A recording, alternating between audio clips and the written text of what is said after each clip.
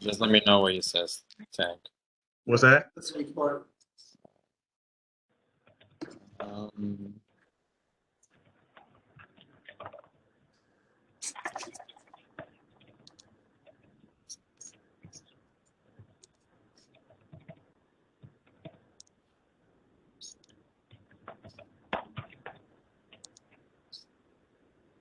Okay.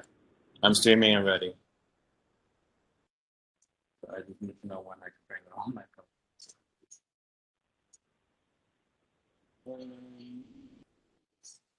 Streaming. Are you ready for me, Frank? We're ready. Okay. All right, let's go ahead and get, see, hopefully it would help if I show my video, right? So wait a minute. My camera operational. Yeah, no, I just realized today I'm absent-minded.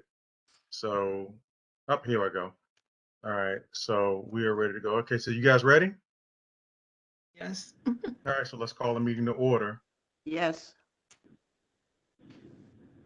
Okay, good evening, everyone. The time is now 7:02 p.m. and we are here for our April meeting of Community Board 12. My name is Dr. Michael Burke, and I'm serving as the chairman of Community Board 12, as well as the facilitator for this meeting.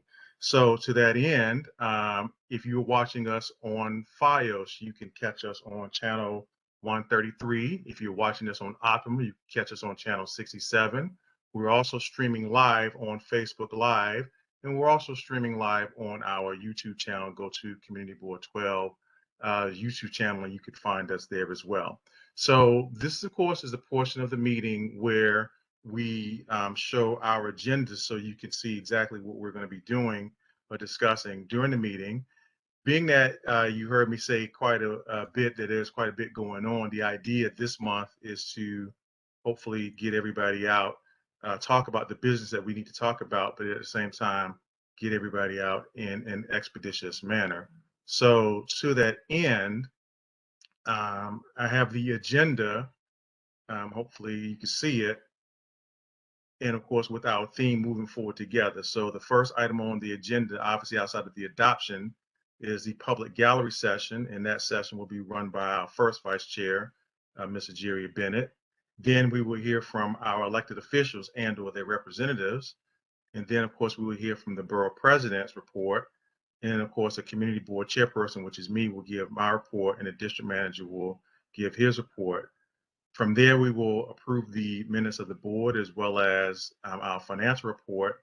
And then we have 4 committee recommendations, which we need to review this evening. One, of course, is a land use issue. Next, we have a review from Parks and Recreation, Transportation and Capital Projects, and of course, Economic Development. Then actually there is a touch of old business that I forgot to add into the agenda. Time permitting, we will discuss that.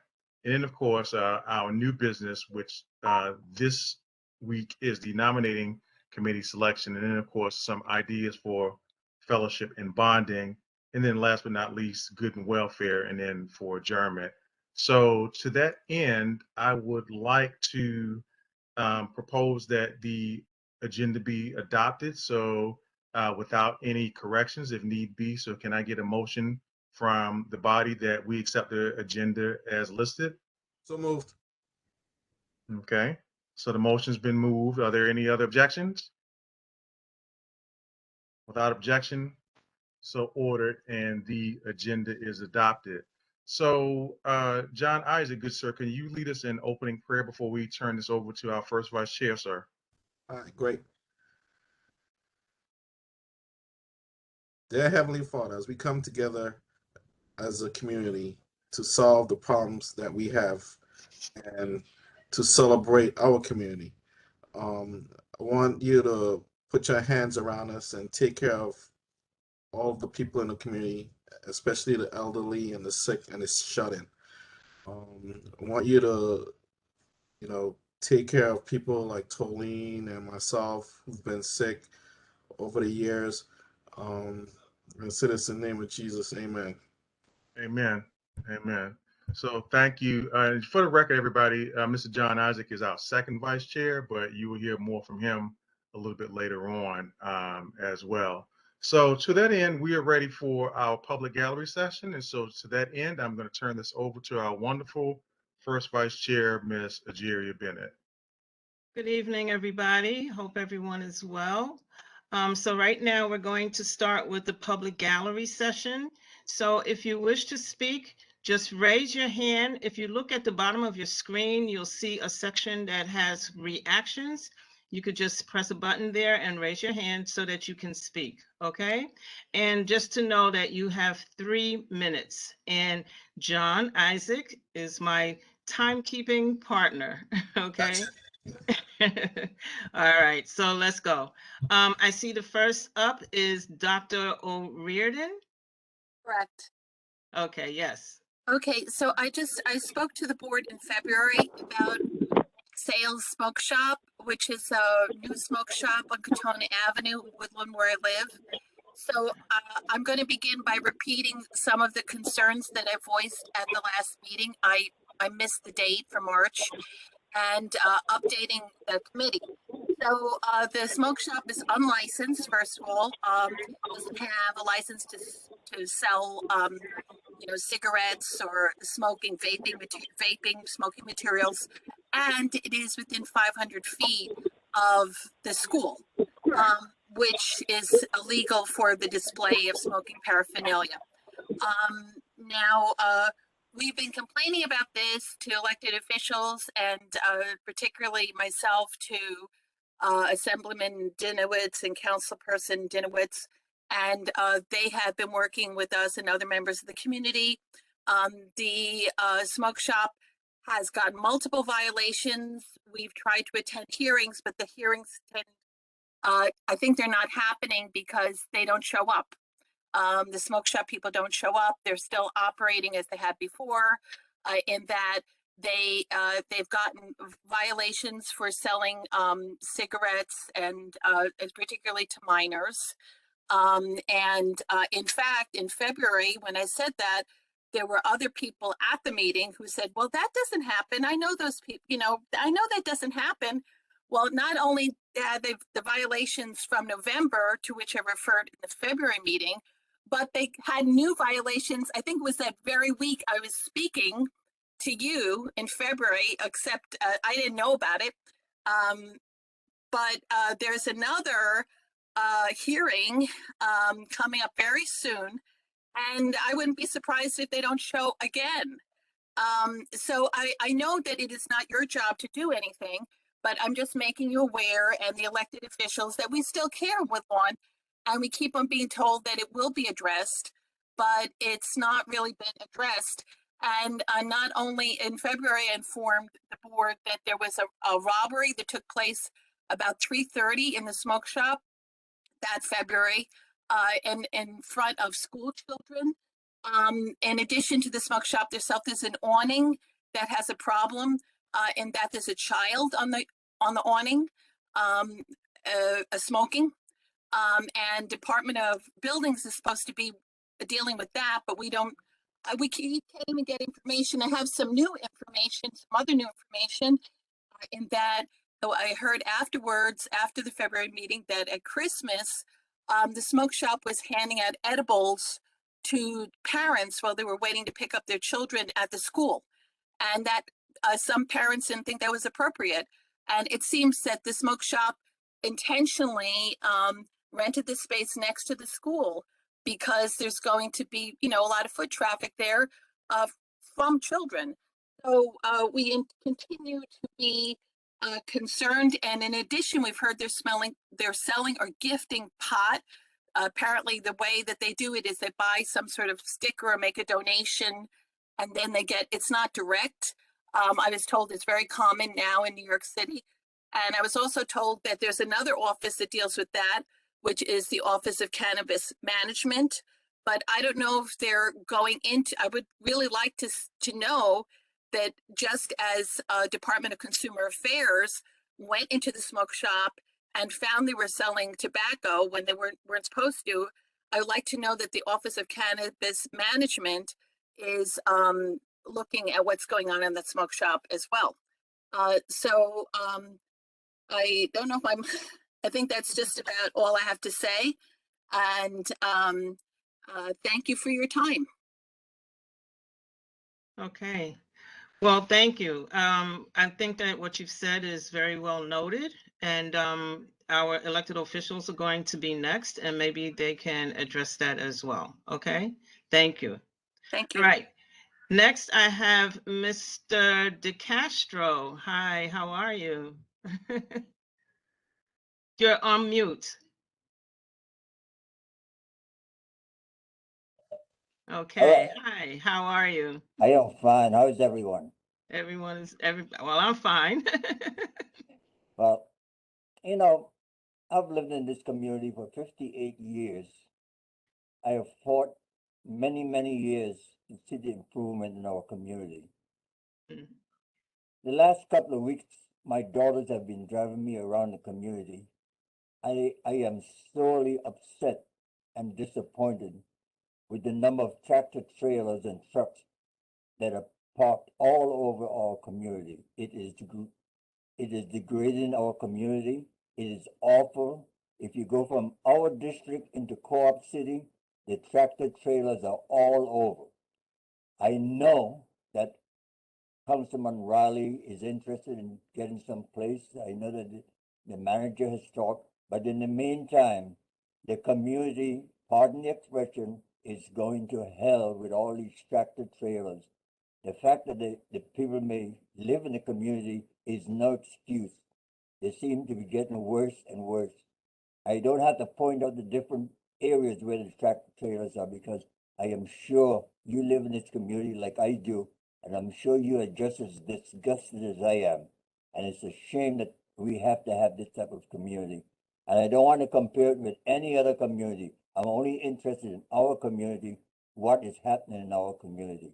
So I am begging the community board to look at it again. I'm asking our officials to do something about it.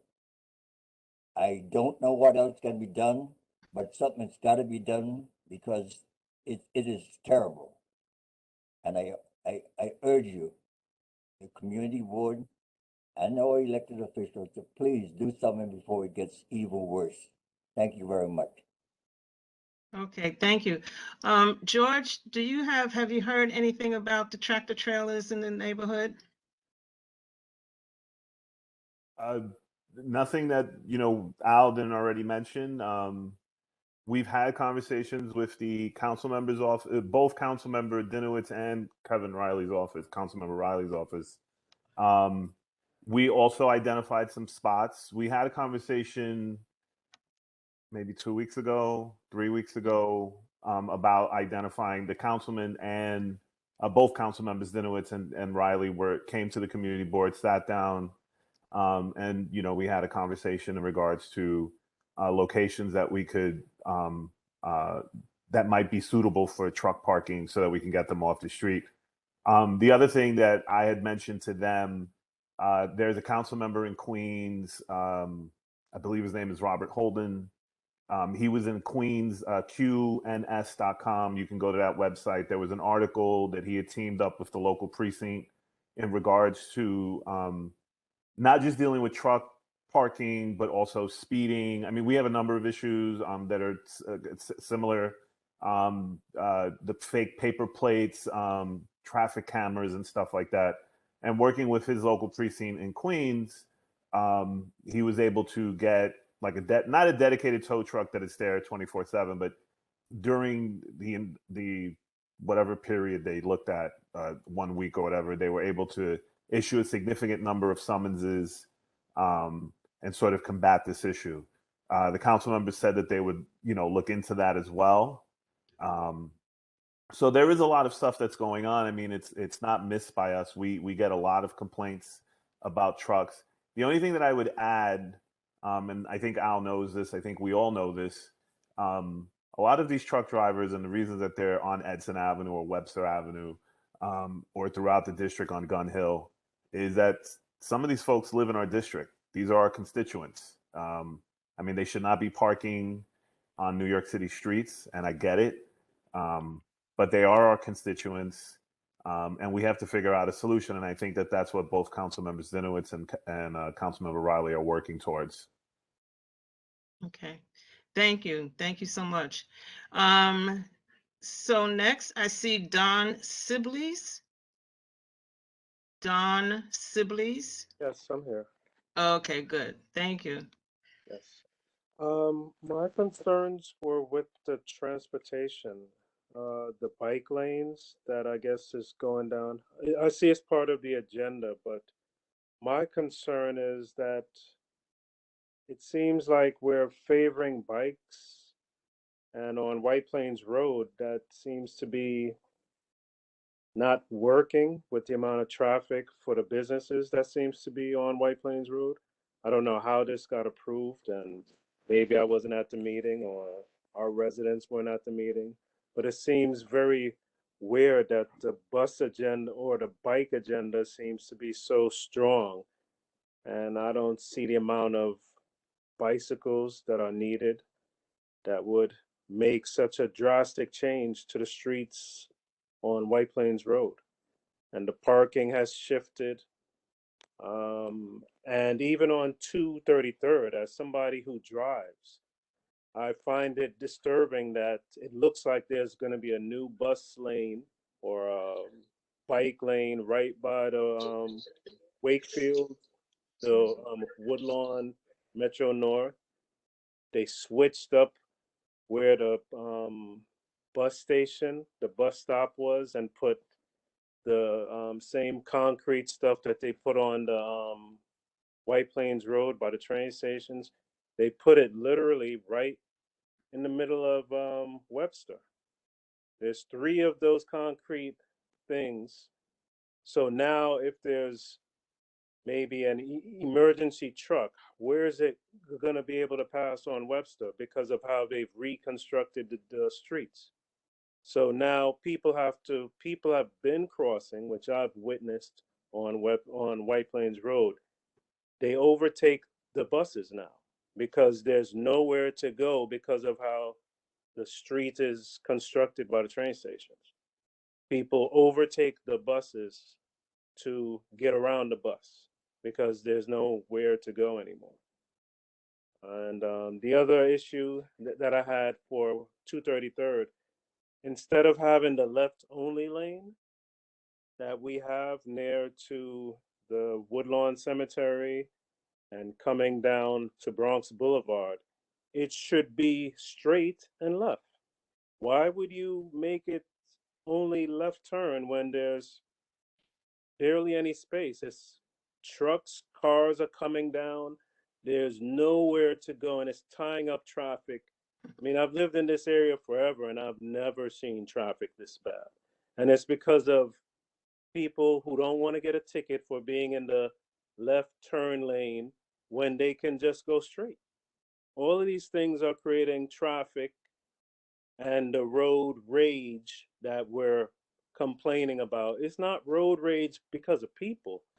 I think it's a system, the transportation, or whoever likes biking this much or whatever is creating these issues that are creating the rage for drivers in our area. And if we have more accidents, it's because Second Vice Chair, did you say his time was up? Time's up. Time's up, okay. I'm sorry, I'm done. Okay, thank you so much for that. I don't know if John, if you have any response to that as far as transportation is concerned and the changes that's going on with transportation. Well, I'll be making a presentation shortly, Okay. but in terms of the bike lanes, we're making a shift to become more globally aware of the environment, and the bikes are going to be taken over, and we're going to be moving away from fossil fuels. So these are the things that we're doing in our community to make our community healthy and move away from fossil fuels. And there's a safety factor with the buses. Right now, our residents are unloading off of the buses into traffic, which is bad. So the safety, the bump outs and the bulb outs that they're putting on White Plains Road. This all adds to the safety of our residents. Okay, thank you, John. I see Ziamara. Ziamara is the next person. Ziamara Can you hear J. me? Yes, we can hear you. Hi guys, I'm new, but as a person who utilizes the bike lanes, I think I told you before that I ride a hoverboard, so I always use the bike lanes, and I know that I'm thankful to the board for them because they came at a time when I had just bought the hoverboard. I will say that I've already launched a complaint about the conditions of the road. So I can't speak to what the gentleman, I think his name is Don, was speaking about before as to the configuration of everything, but I can speak to the necessity to have safer bike lanes as I did the last time we met, the last month. Yeah, and so I'll conclude with that. Thank you so much. Bye. Okay, Nice meeting you all. thank you, Ziamara. All right. Robert Hall, right now, this is for Community Speaks, as far as I know. Okay, so if you have something to say, you can say during our board meeting. All right, when it's time for the board. Okay, thank you. All right. Is there anybody else for the Community Speaks, the public gallery session? I don't see any hands here. Is there anybody else for the public gallery session? Going once, going twice. Okay, so the public gallery session is now closed, and I thank everyone for your contributions. So I'll turn it over to Mr. Burke. All right, thank you so much to our first and second vice chairs respectively for running the public gallery session. And so to that end, let's move into our elected officials. So Councilman Denowitz, is there somebody here from Councilman Denowitz's office? Okay. Hi everyone, Sabrina's on.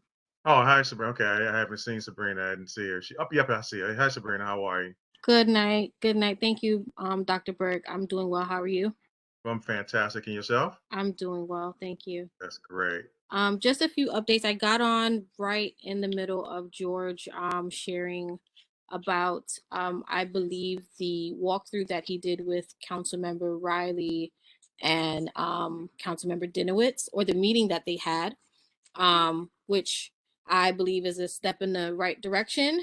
To see what we can do to remedy the commercial truck situation that we have, or ongoing quality of life issue that we have with the commercial vehicles, and finding an alternate site. I will confirm, George, and for everyone who's on tonight, the council member did have a phone call with Councilmember Holden. He did bring to his attention, the article that you shared with me, that I shared with him and our chief of staff. I wasn't there for the conversation, but I do know from what the council member shared with me that he and Councilmember Holden discussed how he was able to get the heavy duty tow truck in his area, the success of it in his area. So I think that what they're going to do is the same steps that Councilmember Holden took, he shared with the council member, and he's going to try to take those steps here in the 4-7 to see if we can get a tow truck of some sort. And also he wants to discuss funding of how we, bless you, sorry, how he can get funding in the district for a heavy duty tow truck. Aside from that, I can share that tomorrow our office, in collaboration with DCWP, which was formerly Consumer Affairs, the commissioner for that agency. Yes, I'll put all of my information in the chat. DCWP, DSNY, the NCOs for the 4-7 precinct, George, myself, and my coworker Lorenzo Manzano, we will be doing a walkthrough of Webster Avenue to, just show the commissioner the condition of Webster Avenue with the car washes, and what's going on with the car washes, the impeding of traffic, the garbage, the use of the water and the settling of the water, and just to see what direction we can go where that quality of life issue is concerned. Sorry. We are also in the office talking about planning a beautification day for the Woodlawn Cemetery on both sides, Webster Avenue and Jerome Avenue. I will let you guys know the date that we set out to just beautify that area. We're also in talks of maybe doing some tree guards if that's possible for the trees in the area, but we hear the concerns with Webster Avenue. We hear the concerns with the bridge. And as George said, there are conversations. There are conversations behind the scenes and ideas that we are exploring and bouncing off of each other. There will be another site visit. George gave us a great list of alternate sites for the commercial vehicles. And Councilmember Riley, Councilmember Dinowitz, again, will be going to these sites, these alternate sites, and seeing what they can do to create legislation of some sort to have one of these sites be created of some sort of a rest stop for the commercial vehicles. Our office has received calls about increase of vermin within the Wakefield area, specifically 4401 Carpenter Avenue. In the Carpenter Avenue area, we were told that there is an increase of rats in that area. So I'm going to be doing a site visit with DOHMH, and we are going to explore whatever avenues we can in regards to correcting the rat increase in that area. If there are any other quality of life issues, I'm going to put my contact information in the chat. You can share those with me. I don't know if anyone needs this service on our end, but we do have a satellite office in MMCC right on DeKalb. We offer immigration services, citizenship, green card, DACA through CUNY Citizenship Now. So you can get a virtual appointment and a in-person appointment. You can call our office and then we can connect you with CUNY Citizenship Now to set up your appointment. Everything is free. With the citizenship application, you can either get a fee waiver or you can get your fee reduced depending on your income and some other criteria that they require for this service. Our office, in partnership with Common Pantry, will be doing a food distribution monthly or weekly, weekly at Liberty Fellowship Ministries on White Plains Road.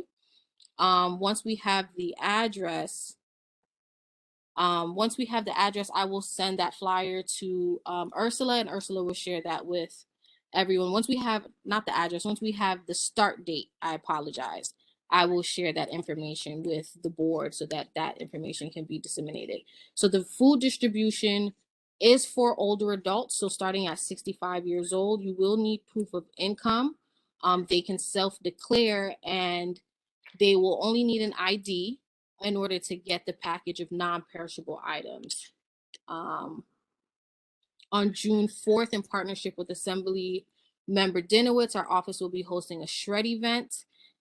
We will share, as I said before, we're trying to find a great location.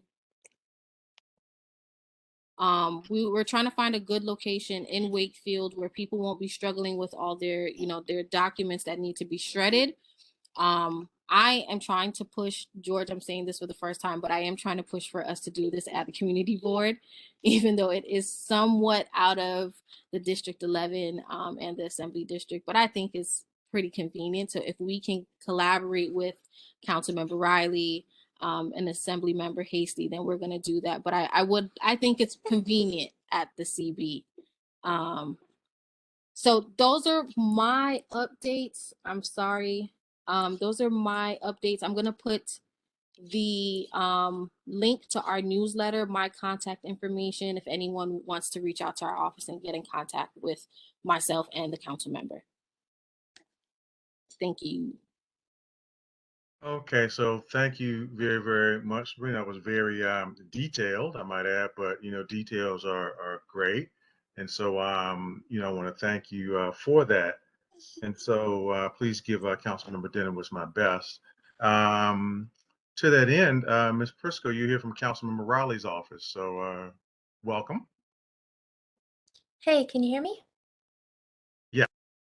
Hi everyone. This is Cynthia from Councilmember Kevin Riley's office.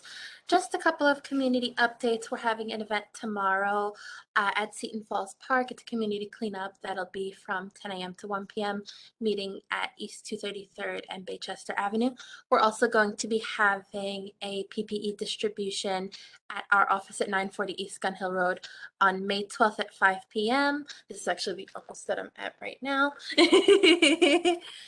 So these are just two of the events that we're having. To get updated on all of our events, you can follow us on social media at CM Kevin C. Riley, or I put the information for the mailing list in the chat. I know we were definitely talking about the truck stop. That's something that I know George and I have especially been talking about for quite some time and trying to identify those spaces. And I am grateful for all of his help on that. We've been continuing to try and find ways to forge forward on that, and also get in contact with some of these trucking agencies and associations as well to see like how this issue is starting so that we can figure out ways to combat it. Okay, so thank you, Ms. Prisco. So I'll just add a minor thing to what you to your question. So just in my conversations with some of the truckers, most of them have told me because they would park someplace if there was a place to park. So that's just what they told me. So I don't think they want to do it until the district manager's point. A lot of them do live here, so I don't want to again belabor the point. I know that you guys are working on it, so when you come up with a solution, I'm sure you're going to let us know, and we'll all be happier, and they'll be happier as well. Okay. Yeah, and I know that's especially like it's having that tangible space because along the I-95 corridor, there is actually no stop in not even just the city of New York, but the state of New York. So you have to go a couple miles into Jersey or a couple miles into Connecticut, but with all the traffic that happens in New York City, the drivers run out their time because they only have a legally allotted amount of time that they can be on the road, so they have to get off. And if they're stuck in traffic in New York City and they don't have a place to go, unfortunately, they end up on our streets. So trying to find a solution definitely is of importance. Right, and it seems like Albany may need to get involved as well, but that's something that we can discuss a little bit later on. Understood. Okay, all right, great. Thank you so much. So before I get to the state legislators, Speaker Hasty, Assemblyman Denowitz, Senator Bailey, and Biaggi, or Biaggi and Bailey, respectively, I'm going to ask again. If you are not being spoken to, please make certain that you're muted because it's rude when the speaker is speaking and they have to hear you. So again, do not unmute yourself unless, of course, a question is being directed to you. All right.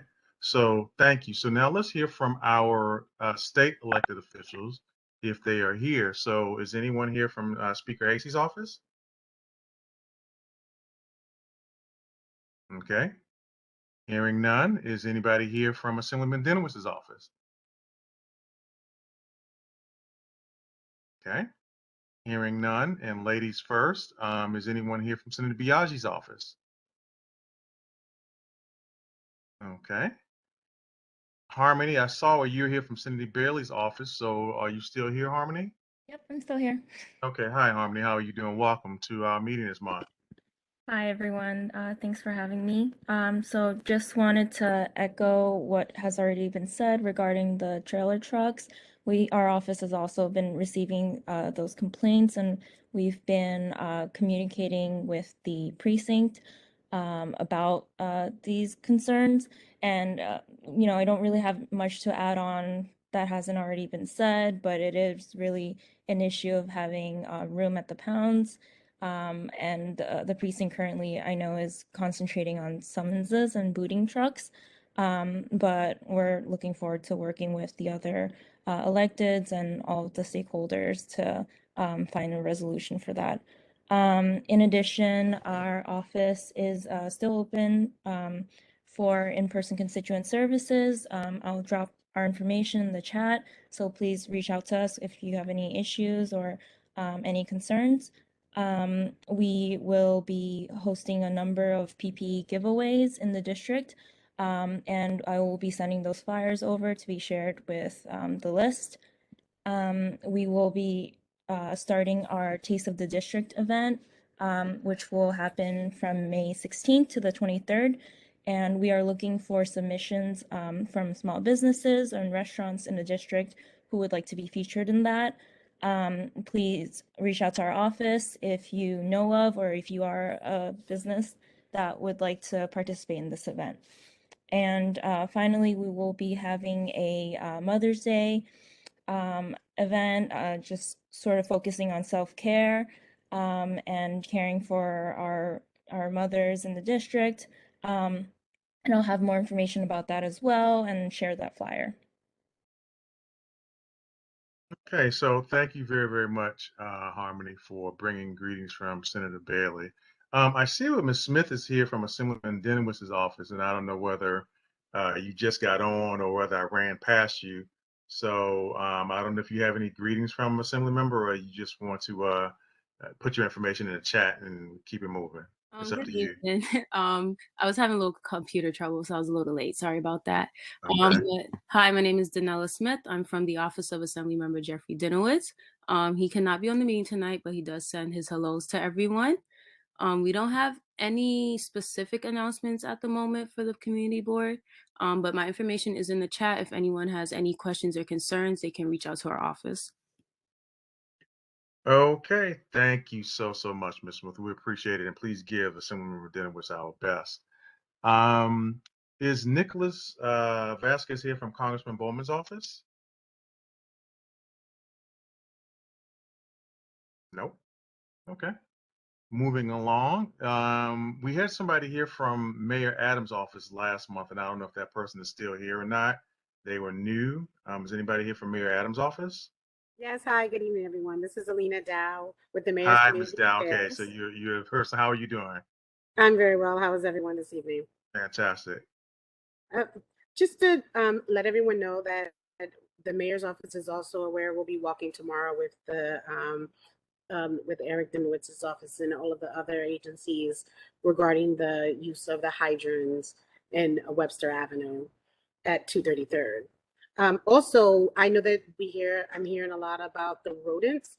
So there is a pilot program. It's called Clean Curbs. I will share the link where there's an application where businesses are able to actually apply to be able to get containers instead of having garbage bags at the on the street, which we're hoping will reduce the rats. So as always, I will leave my information in the chat. Please feel free for anyone to contact me. Thank you all and have a good evening. Okay, you're very welcome, Ms. Dow. You're very welcome, and thank you again, and welcome aboard again. I do not know if either Marilex or Erica is here from DA Clark's office. They normally are here, but I don't see either one of them. Marilex, Erica, nope. Okay, moving right along. Is there anybody here from City Planning? Yes, I am here. Yes, you Yes, are. this is Camila Thomas. Hi, Camila. How are you doing? Welcome. Yeah, thank you. I don't have anything from our office, but wanted to introduce myself. I haven't been to any of the meetings yet. I was just named the community board liaison for this community board. So nice to meet you all. Well, again, welcome, and again, nice to have you here as well. Okay, Thank you. Welcome to Community Board 12. All right. Thank you. Okay. There was a new gentleman here from Comptroller Brad Lander's office. I don't know if he's still, if he's here tonight or not, but anybody representing Comptroller Brad Landers?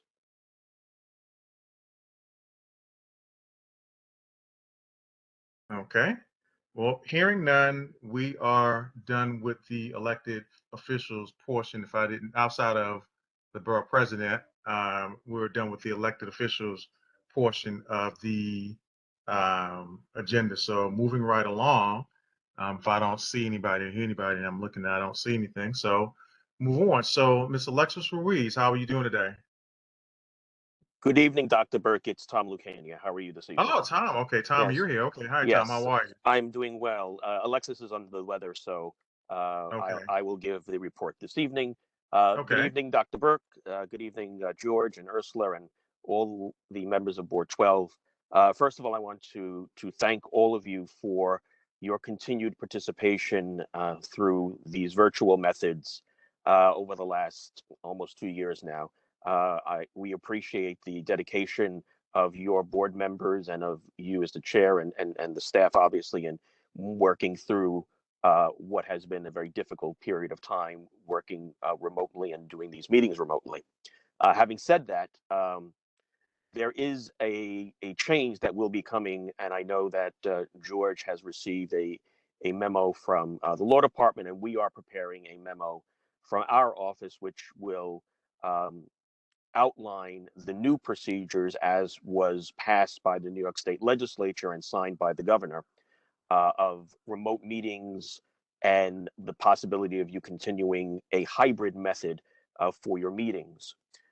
Very quickly and in a bullet point fashion, the change in the law gives you two options. Basically, one option is that you go back to the way you were doing things prior to the pandemic. In-person meetings, and then there is no need for any hybrid piece to that. The second is a hybrid scenario where you would have a public meeting location and a quorum of your members must be present at that public meeting location. Members of the board who in the past were not able to participate remotely in this situation could be allowed to participate under extenuating circumstances. And that is what we are looking to define in the memo that we'll be sending you shortly, probably by tomorrow. But that option would allow members to participate remotely and vote remotely, even though they will not be counted towards the quorum of the meeting. The quorum in the public location must be a quorum of your board. If you choose to do the remote option, you then have to provide the remote option for the public as well. So it's something that the board, your executive committee, will probably have to discuss next month and bring your thoughts to the full board next month.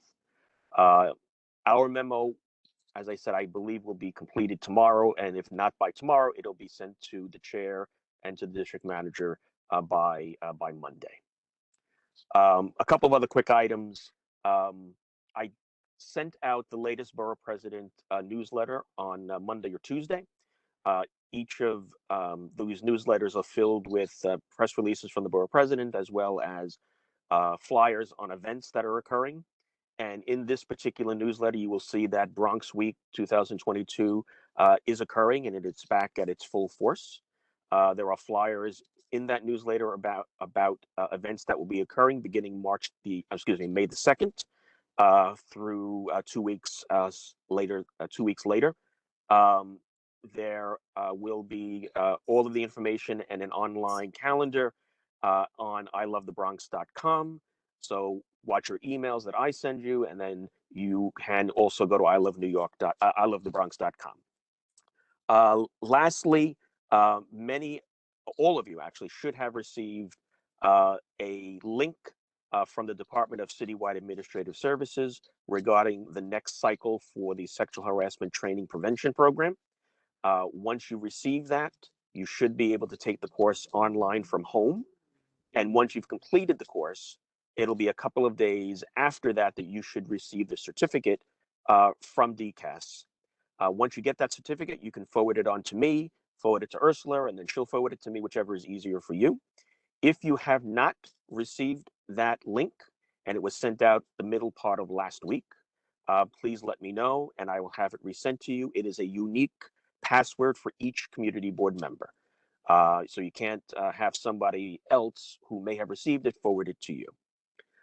With that, that is my report for this evening.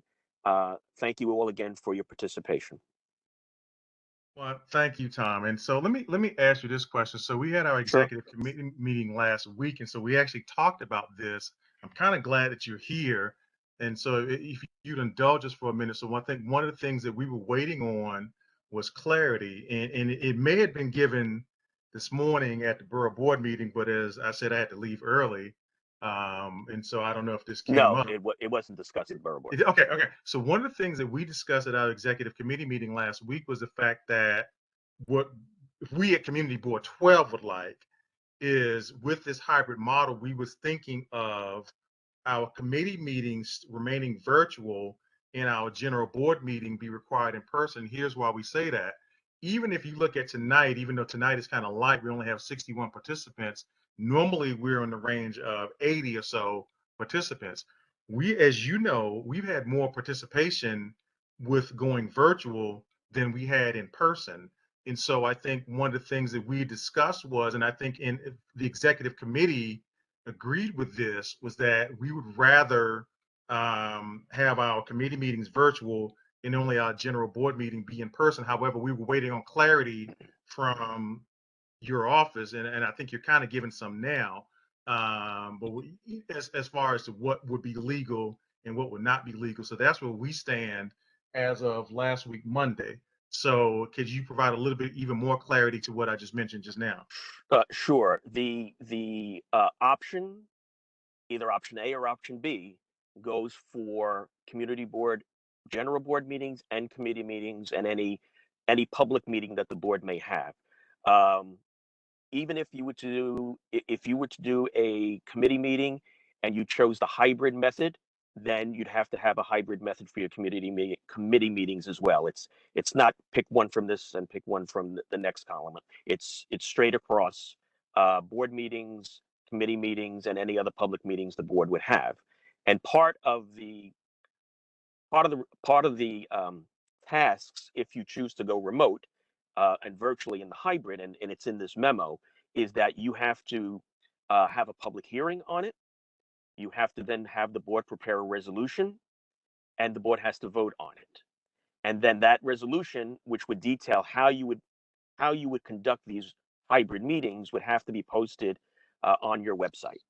So the memo that the general counsel is preparing is very specific as to what you can do, but your suggestion of doing one in person and one not in person, and strictly remote won't work according to the law. Okay, so clearly we're going to have to work this out, because I think, as I said before,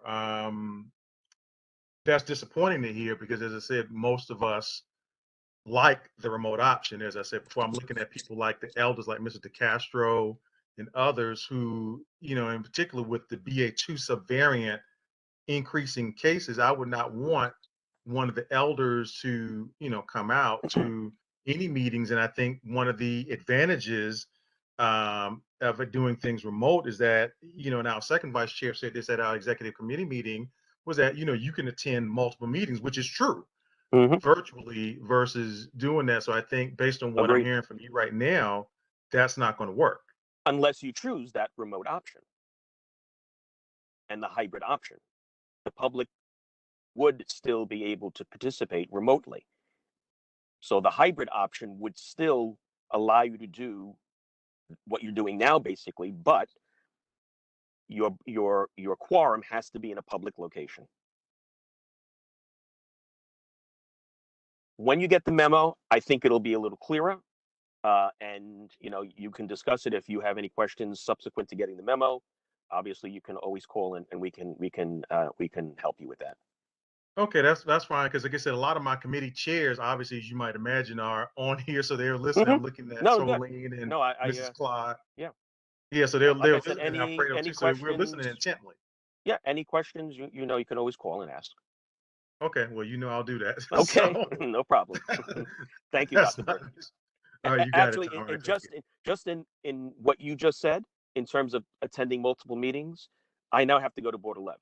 So Okay, I well, will, not a problem, Tom. All I right, not a will problem. All right, thank so you all for your on that service. note, all right, take care, Thank you. Tom. Take Okay. care. Bye-bye. All right, bye-bye. Have a good evening. You too.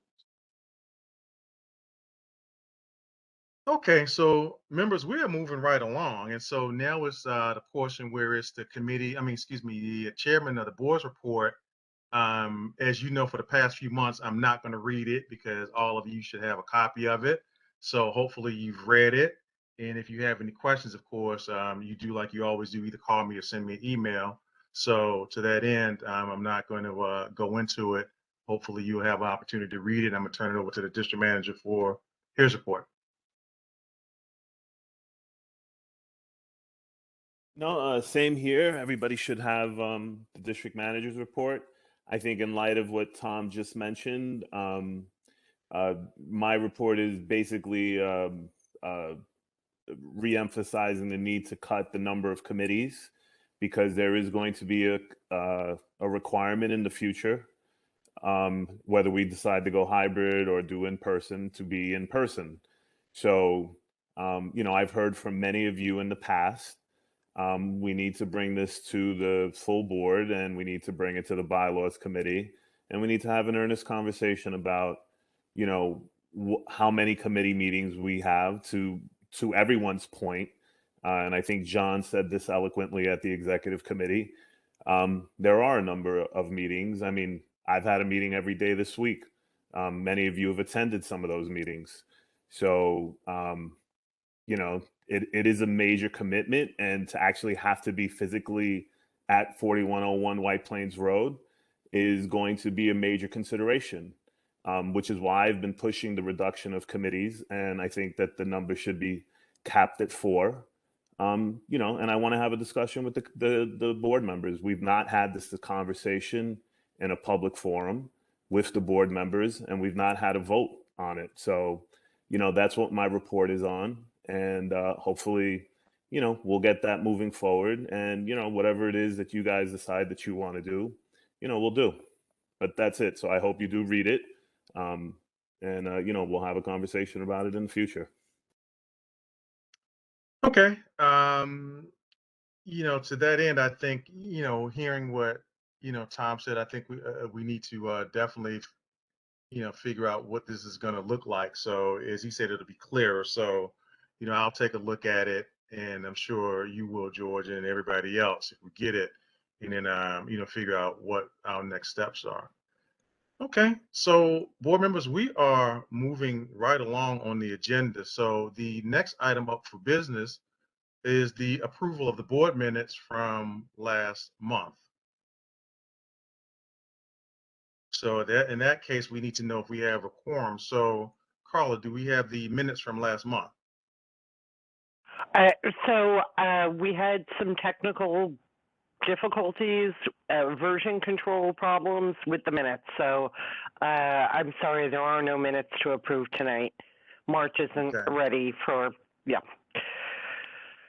Okay.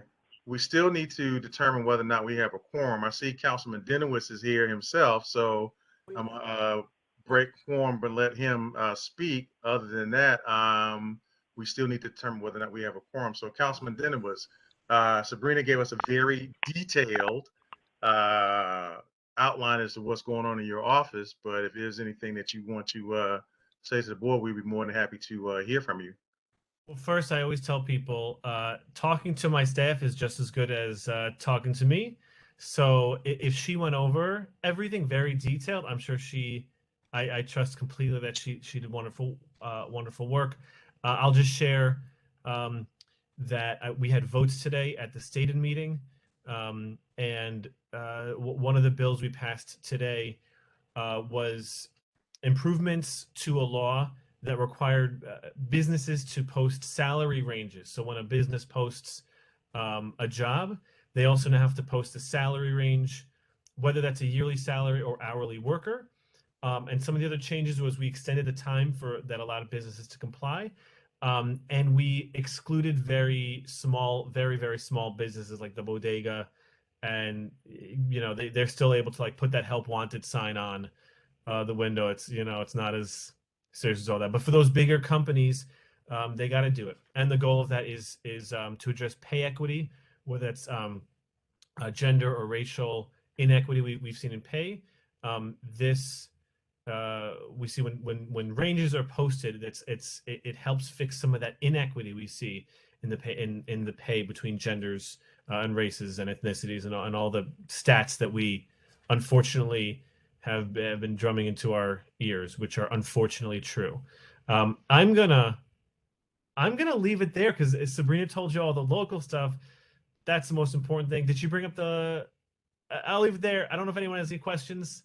Well, she was extremely detailed, council member. So Oh I yeah, can tell you that. I mean, she was extremely. I mean, like I said, and I'm a detailed oriented person. So I mean, I was pleased. I mean, I don't know if any board members have a question, but I mean, she gave every detail with every I dotted and every T crossed. So I don't know what else to say. Hey, then you know that she did. She told you about the walk. Okay, well then I would just remind you all. I really hope you sign up for my newsletter. It's really how we get a lot of good information. How we get a lot of good information out, including events like tomorrow night's movie night in Woodlawn, The Goonies. Good enough for you. It's the song. I'm chuckling, council member. You're kind of dating yourself when you talk about the Goonies. That was a movie that came out when I was in high school. So, you know, you're talking about, you know, something from the early 80s. I think, unfortunately, I think you dated yourself because I think it came out before I was born. Really? Okay. Yeah. I mean, this one, yeah, if it's the one that I'm thinking about, Yeah, no, that's the is movie. old. We call it a classic. So I really encourage you all to come and if you've seen it, but like you got kids or kids in the neighborhood who haven't seen it, bring them. It's really it's a classic. It's a great movie. You know, I talk a lot about how we need to do better in the schools educating our kids, but you know, pop culture is part of education, and educating our kids about great 80s movies is part of being a good community member and good parent. So I encourage you all to come. But really the newsletter is really the best way to get information, and social media is really just the best way to get up-to-date information about what I'm doing and what events are going on in the community. Sabrina just put the link in the chat, so just click that link. We also have the newsletter in Spanish. It is translated in Spanish. If that is your preference, you can always click there. And if there are no questions, I just have one follow-up. Oh, Where sure. where at in Woodlawn, council member, can we find the movie? I'm gonna say Healy Field. Okay.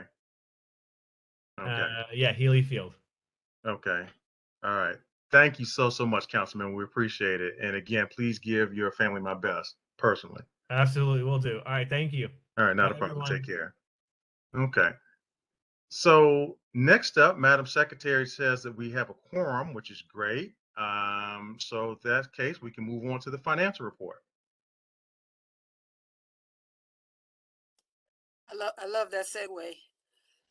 Hello, family. Good evening. Good to see everybody. Glad everybody's safe and looking quite healthy and wonderful. I just want to say thank you to all of those people that entertained my phone calls and my conversations this week concerning the Sunshine Fund. I have to admit, it's been a unbelievable response. So thank you very much. We are currently at $2,339. As I said before, if you'd like to send your money in, you can Zelle it to me, or I had someone Cash App it to me today. So that works out. And I guess that's it with that. Thank you. Oh, I did. Few people did contact me regarding if they had any questions. I also put my email and my cell phone again in the chat. Okay, so thank you, Madam Treasurer. I think, you know, I'm really happy with the work that, you know, the board has done overall with the Sunshine Fund. So that is fantastic. So we're moving right along, which is the kind of meeting that I can like, the ones that we get through. So we're on section 8 on committee recommendations. So the first recommendation is one we absolutely have to vote on because the project has been certified and it is a land use issue. So I'm going to turn this over to Mr. Stricker. So Mr. Stricker, are you there? Yes, I am. Okay, Mr. Stricker, the floor is yours, sir. Okay. We had a public hearing this week on the zoning change for a building to go up where a diner is presently, which is an eyesore to the whole community, at the corner of Strang and Baychester Avenue. We have met with the developers 3 times, and they always came back with whatever we asked for. So we had a public hearing this week. We had no opposition to the changes they requested. So the board said the land use committee said that we would approve it. And it's my own personal opinion, it's good for the community. And now I like to take it to the vote of the full board that we approve the zoning change that they request. For your information, what's going in there will be a Bank of America location plus a small commercial store, and there'll be parking for 11 or 12 vehicles. So we can call the question. Thank you, Mr. Chairman. And as you stated, on a personal note, I mean, this is a fantastic way to use what we're here to do is our land use. And personally, I think it's a good move. So you call for the question for the vote on whether to approve the rezoning for 1959 Strang Avenue. So to that end, the question has been called. Is there any further unreadiness before Madam Secretary calls the roll? Okay, since this is a roll call vote, Madam Secretary, the floor is yours. Thank you. Judith Benitez, aye. Egeria Bennett, Aye. Denise Bond, Aye. Ivan Boras, not present. Carla Basadi, Aye. Michelle Brumfield, yeah. Aye. Aye. Marlene Allen, Aye. Victor Brown, Aye. Deacon Brown, Norbert Bryan, not present. Katie Campbell, Sadie Campbell. Used. Who said that? Joan. I'm sorry. Joan Claude.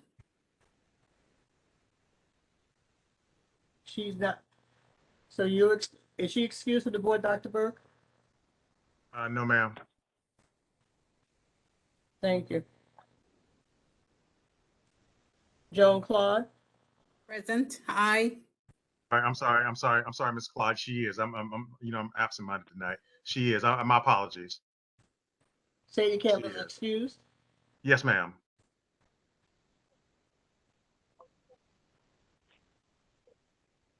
My apologies. Beatrice Cornell. Aye. Charlene Dickinson. Aye. Kevin Eichelberger. Not present. Alfredo Figueroa. Aye. Hannah Gapali. Barbara Gibson. Aye. Johnny Goff. Aye. Robert Hall. Aye. Lisa Hayes. Aye.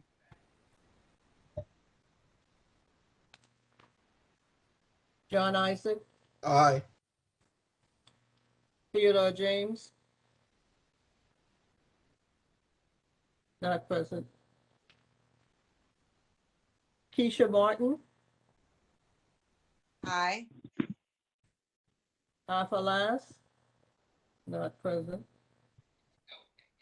Ron Manzanet, not present. Lucille Martin, Aye. Shanika Moore, Aye. Clinton Mike, Aye. Carmen Ortiz, Aye. Anthony Reed, not present. Paul Stricker, Aye. Lucas Abados, Abstain. Deborah Torado. Present. Deborah, yes or no? Oh, yes. Esther Yema, Aye. Dr. Burke, Aye. the ayes have it. Thank you. Motion passes. So, as I said before, this is a fantastic use of the property. I want to say that the attorney, if you were at the public hearing, I think he may have found a tenant for the second half of the building. So, we're more than happy to send that on for our district manager and our community associate to send on to the borough president's office. So, thank you, board members. Next up, we have a recommendation from the Parks and Recreation Committee. So, Mrs. Bond, the floor is yours. Good evening, all. The recommendation coming out of the Parks Committee is based on the presentation that we received from the capital capital projects rather. And it was quite an extensive presentation. I would encourage you to go back and look at the YouTube video so that you can see all the details of it. The project is going to be in 3 phases. It's a multi-million-dollar project, and it's going to benefit our community, this entire region. So the committee did recommend that we send the letter of support for this project. It was voted on within committee, and I'm asking for a vote now for the full committee to go ahead and send this letter of support on.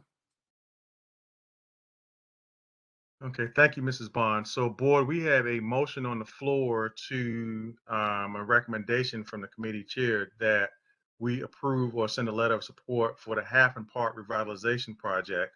As Mrs. Bond stated, there was extensive discussion, and so, she's right, we're not going to relitigate that. But before we take our vote, is there any questions from board members for Mrs. Bond?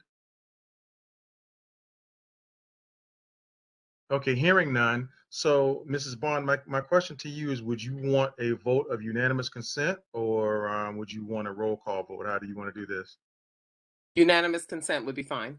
Unanimous consent? Okay, so board, I'm asking for a motion of, actually, Mrs. Bond has already made a motion of a unanimous consent that we accept her report. So the question that I have for you is, are there any objections from any board members? If so, please raise your hand in the function down below. If not, then we will accept the motion as presented. Are there any objections? Hearing none, no objections. So ordered. So the motion passes, and so we will send a letter of support to the New York City Department of Parks on behalf of Community Board 12. So thank you, Mrs. Bond. You're welcome. Thank you, board. Next up is our chairperson for Transportation and Capital Projects, Mr. John Isaac. Mr. Isaac, the floor is yours. All right. Thanks, Mr. Chair.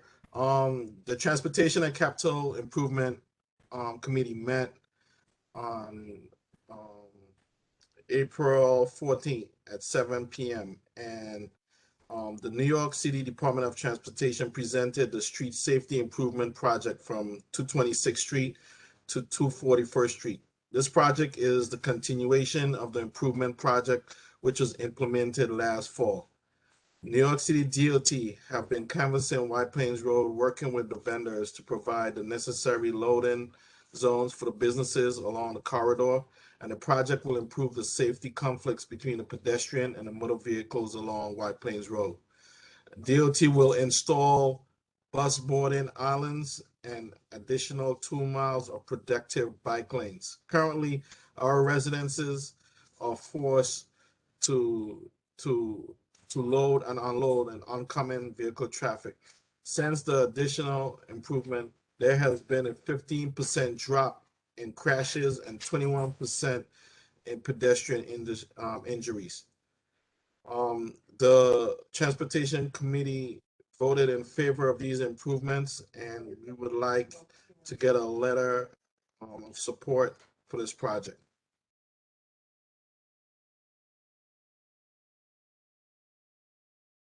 Okay, so based on how the committee vote went, I know this is going to have to be a roll call vote. So you want a letter of support from the Transportation Committee. The Transportation Committee, for the record, did approve the letter of support. So this is a continuation of the White Plains Road Safety Improvement Project, and this is something that the community board requested. We requested them to continue all the way to 241st Street. Yes, yes, that is correct. So you're asking for a letter of support for the motion to come from 226 all the way to 241, right? Yes, yes, sir. Okay.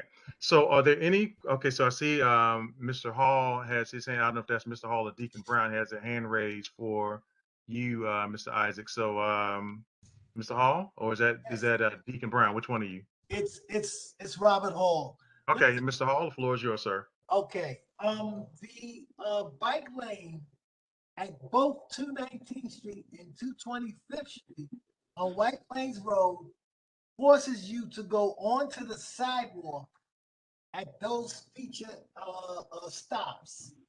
I don't know what's in line as far as that's concerned. And in order to do this, you're gonna have to take the ride. But you have to go on the sidewalk, and then as you get to the prior block, continue back onto the street. All right. Will that be the same scenario on 233rd Street, or how can you side vent that?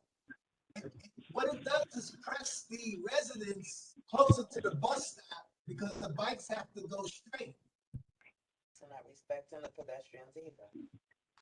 All right. Yes, I understand. That's a design issue, but they when with the islands, there's you're gonna have to. There's no other way to do it. You're gonna have to ride up on the island.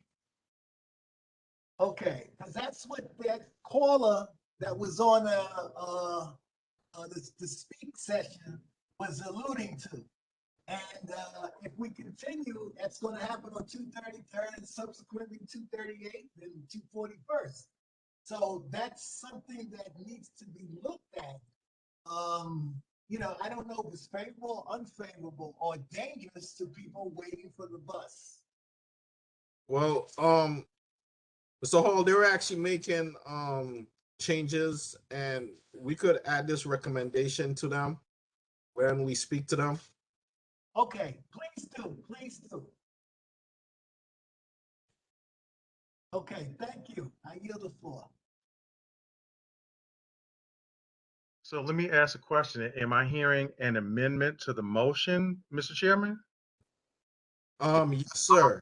We could with all necessary recommendations from the board. Okay. So do you want to restate that motion? Yes, I would like to make a motion that we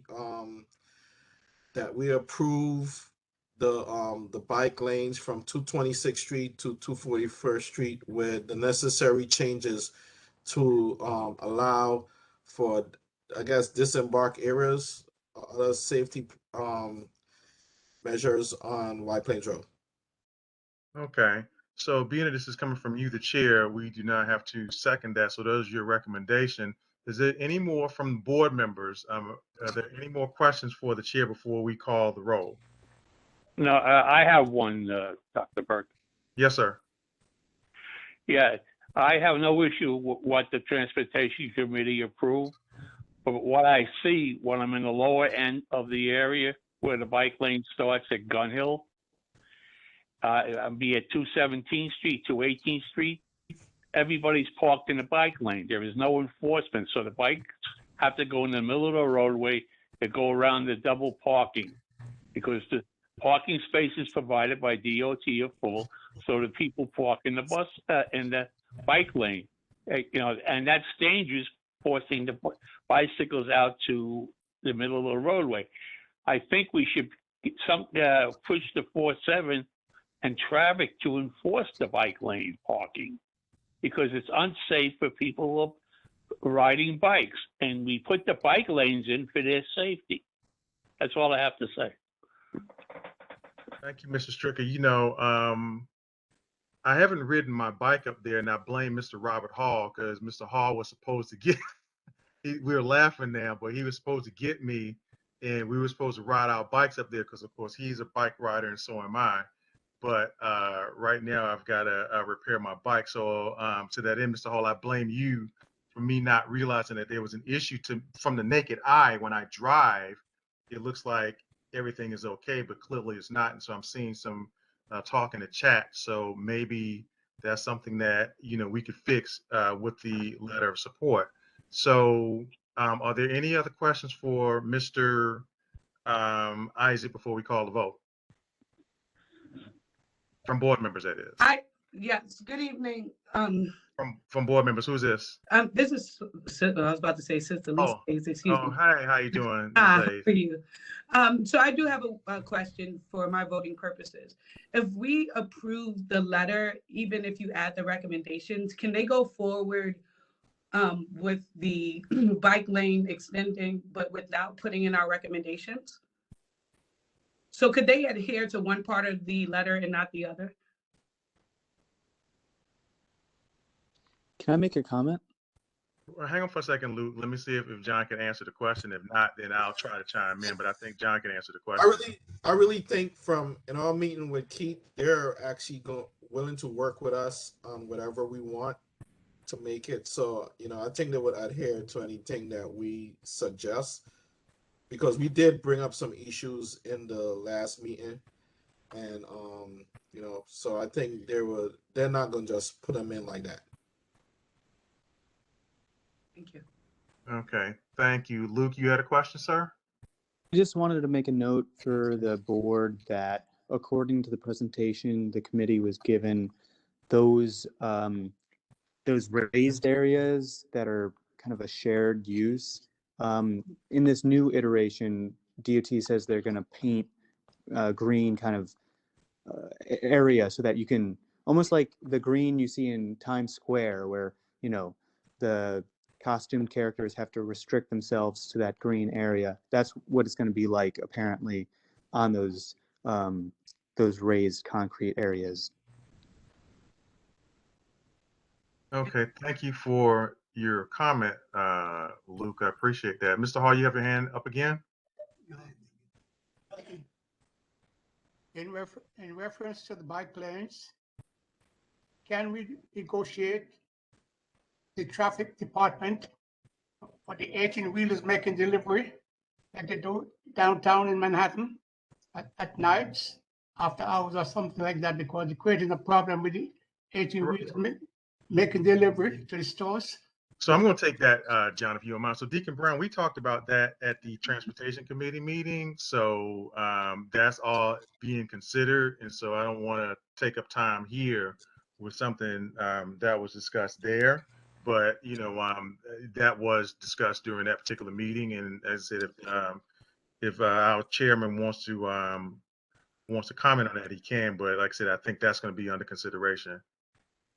It is under consideration, Dr. Burke. Okay, thank you, sir. Dr. Burke? Okay. Yes, sir. Just one more comment that, Yes, sir. We're going to be doing a lot of improvements to our roadways, especially Boston Road and Gun Hill Road. And yes, sir. Gun Hill will be, the DOT will be trying to implement bus lanes for just, like how they have in other parts of the city. So yes. Everyone that's enthused about, fixing those transportation issues, they should join the meetings and your comments should be heard. All right, and that's it. Well, yeah, because I'm getting ready to call for the vote. But yeah, you're absolutely right. I think all of these discussions, all of these questions, well, not all, but some of them were addressed at your meeting, at your last meeting. And again, they did give a presentation on that. So we're not going to belabor that any further because it's 8:20. So to that end, we're going to call for the vote for the approval of the letter of support. So this is going to be a roll call vote. Madam Secretary, you'll call the roll, please.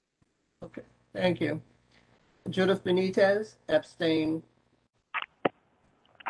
Egeria Bennett, Aye. Denise Bond, Aye. Ivan Boraz, not present. Aye. Ivan Boraz, you here? I said aye. Thank you. Paula Basadi, Aye. Michelle Brumfield, Michelle Brumfield. Are we hearing Hey, Michelle? unmute. 1 second. Michelle Brumfield, See, God. Marlene Allen, Abstain.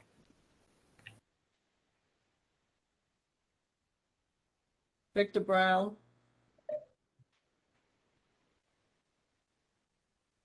Victor Brown,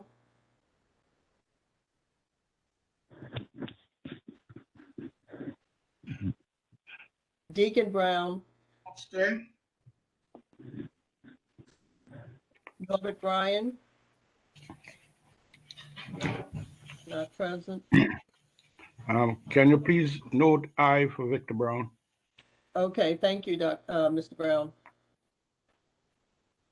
Joe Claude, Aye. Beatrice Cornell, Aye. Cholene Dickerson, Aye. Kevin Eichelberger, not present. Alfredo Figueroa, Aye. Hannah Bali, not present. Barbara Gibson, Aye. Johnny Goff, Aye. Robert Hall, Aye. Lisa Hayes, Aye. John Isaac, Aye. Theodore James, not present. Tisha Martin, Aye. Afalas, not present. Jaron Mazanet, not present. Lucille Martin, Aye. Tronika Moore, Aye. Clinton Mike, Aye. Carmen Ortiz, Aye. Anthony Reed, not present. Carl Stricker, Aye. Luke Sabados, Aye. Deborah Torado, Aye. Esther Yemmer, Esther, Yes, I'm sorry. Abstain. as far as I can see, Dr. Burke, the ayes have it.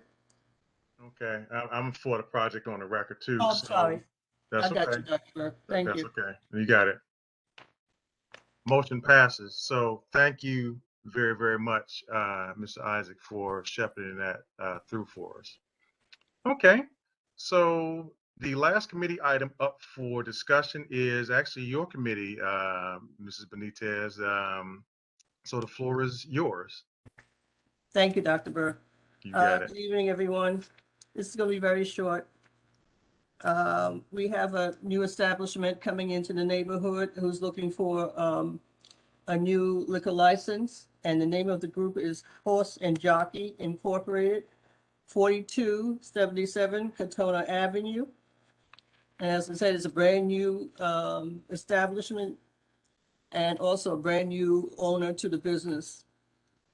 And it's a very simple bar and grill. Minimum food will be available. And that's about it. There's no negativity from the 4-7 precinct. So that is it. I'm requesting that we approve this new license, liquor license for this company. Okay, thank you, Ms. Benitez. So the motion or the report of the committee is that the board approve the new liquor license for this new establishment, and I see questions. So before we call the vote, we have some unreadiness. So I see Tolene Dickerson first and Ms. Deborah Torrado second. So Tolene, the floor is yours. No, Dr. Burke, I just wanted to say I had something to say after this was over, coming from the Education Committee. Oh, after what's over. You were saying that this was the last thing that you had to address as far as the committees were concerned. And I'm saying to you that I wanted to have something to say real quickly. Okay. Okay, fair enough. Okay. Mr. Torrado? Yes. Judith, could you give me the address again? I didn't hear the address. 4277 Katona Avenue. Okay, thank you. You're welcome. Okay, are there any other questions, board members, before Madam Secretary calls the roll? There's a hand up. Oh, yes, I see it. I see it. Yeah, is that Mr. Hall or Deacon Brown? Which one? It's Robin Hall. What I Okay, like Mr. Hall. is what is the proximity from this new establishment to the establishment on Katona Avenue that this lady has been talking about next to the school? How close is it to the school? Do you know offhand? Okay, it's between, let's put it this way. It's between 235th and 236th, and you have several other establishments on that in that area. You have Just One Tavern, you've got John Milligan's, you've got Lark's Nest, you got the Rambling House, you got the Sports Bar, all in that area. Okay. It's tightly packed. Okay, and there's no cannabis establishment close by? I'm sorry, Robert, what'd you say? There is no cannabis establishment close by? No. Okay, that's what I wanted to know. Thank you. May I say something? Yes. You can, Mr. Stricker. Yes. All of it's doing, there used to be, the place where they're going used to be called Aqueduct North. Right. They closed the business and sold it to them. So, I mean, it's been a bar for the last 25, 30 years. Thank you, Mr. Stricker. Thank you. I got it. Okay. Thank you. Bye-bye. Are there any other questions for Mrs. Benitez before we call the roll? Hearing none, Madam Secretary. Okay, thank you, Dr. Burke. Judith Benitez, aye. Egeria Bennett. Abstain. Denise Bond. Aye. Ivan Boaz. Aye. Carla Bossati. Aye. Michelle Bromfield. Michelle Bromfield. Can I unmute? Is that Michelle Bromfield, Dr. Burke? She is very horrible with this meeting shit. I'm sorry, I'm muted. Okay, look, everybody, if you are not being called on, please make certain that you're muted. I have not heard Ms. Bromfield, Mrs. Benitez, so I don't believe that's her. Thank you. Marlene Brown. 1 second. Marlene Brown. Same. Thank you. It's okay. Hang on for a second, Ms. Benitez. Hold on for a second. Unmute to vote. Hold on. Yeah. Because I'm gonna have to mute everybody, and then because people are not doing what they're supposed to be doing. Wait, hold on. One second. Wait.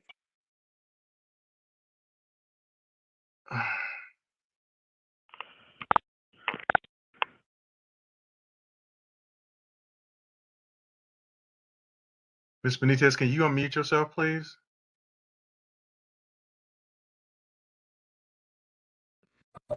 Okay, so let's try this again. All right. So who are you at? At Victor Brown, so you don't have to unmute him. I know it's no, so. Exactly. Okay. What did I say it anyway? No. Okay. Deacon Brown, No. what did he say? Nay. Nay, for Dr. Deacon Brown? Okay. Aye. Who's saying aye? Deacon Brown says aye. Thank I thought you. he just said no. I thought he said no. Okay. Deacon Brown says aye. Say it again. Thank you. I got it. She got it. Okay. Norbert Bryan? Not present. Joan Claude? She's saying aye. Aye. Got you. Beatrice Coronel? Aye. Thank you. Charlene Dickinson? Aye. Kevin Eichelberger? Not present. Alfredo Figueroa? Hannah Gapali? Not present. Barbara Gibson? Aye. Johnny Goff? Abstain. Robert Hall? Aye. Lisa Hayes? Aye. John Isaac? Aye. Theodore James? Not present. Keisha Martin? Aye. Aphalas, not present. Jerron Manzanet, not present. Lucille Martin? Aye. Shanika Borm? Abstain. Clinton Mike? Aye. Carmen Ortiz? Aye. Anthony Reed? Aye. Anthony Reed? Aye.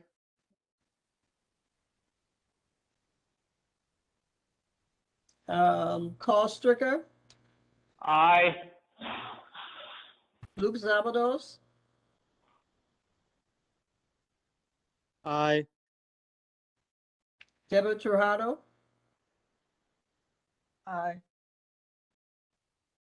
Esther Yemen? Aye. Dr. Burke? You know where I'm going to go, Ms. Benitez. Yeah. No. But the ayes have it. So Yes. most. Thank you very much, all. Probably thanks. So the motion passes. So again, so we will. That's a letter of support. No, that's a letter for the license, right, Ms. Benitez? Liquor license. Yeah, okay.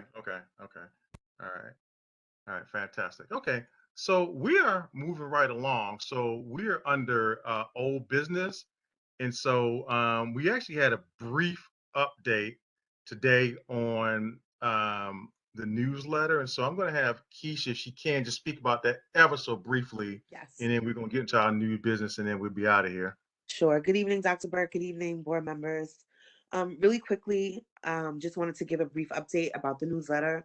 Ursula and I consulted with Ursula because I realized today that we had a newsletter previously. And so the plan will be that we'll publish our first issue in September 2022. The issue will serve as a year in review. In that issue, we can highlight our new members with their permission, of course. These issues, these newsletters will be distributed electronically as we have discussed.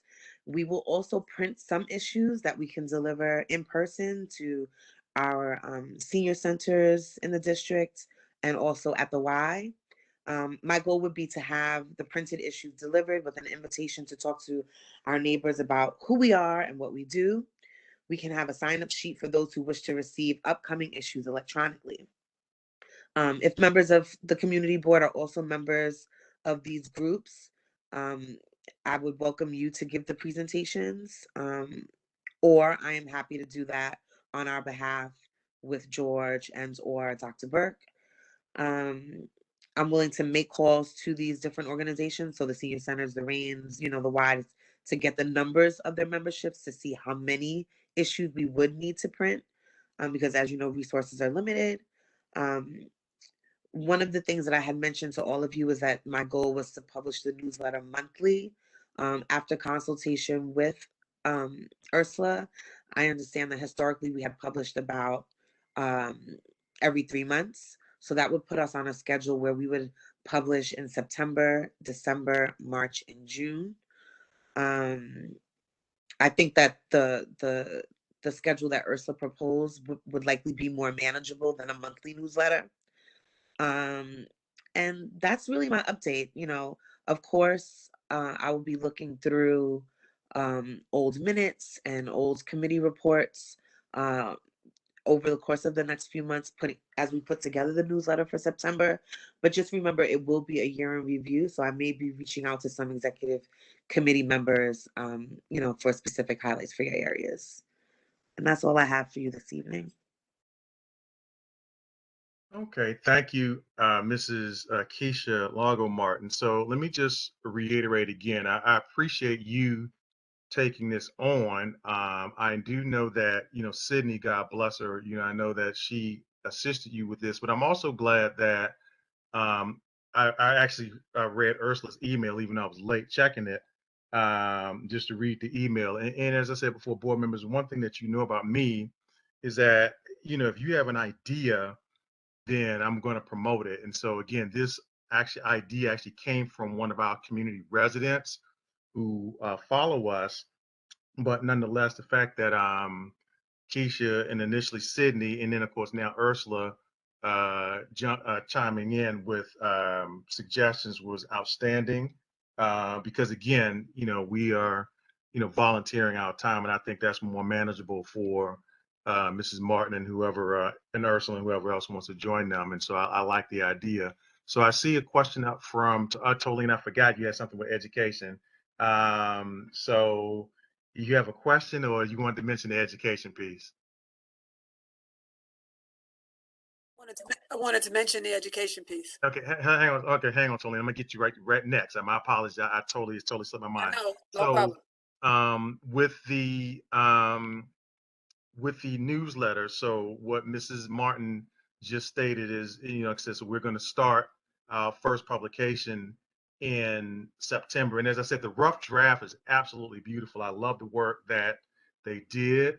I love the fact that Ursula, again, and she knows that she can check me, and I do appreciate it. And so on that note, we're now going to get to it. Actually, we're coming under new business.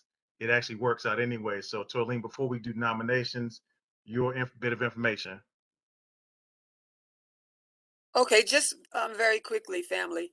What I wanted to say was I did not have a education committee meeting this past Tuesday due to the time constraints of the land use committee needing to have the public hearing for 1959 Strang. But I put into the chat a link, because we all know that what's been missing a lot in our community and in our homes is that our children, our scholars, don't have anything else to do. So for a lack of them not having anything else to do, other people are finding stuff for them to do.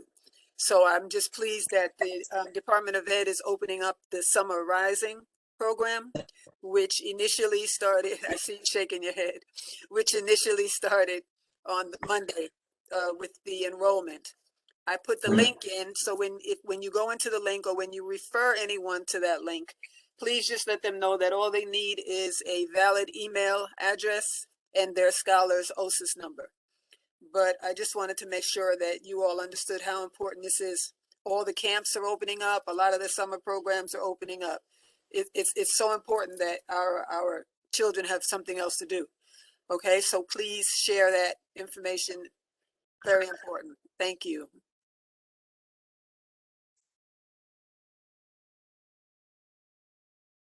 Okay, so Tolene, I see where there are some questions for you. Mrs. Yimmer Brown.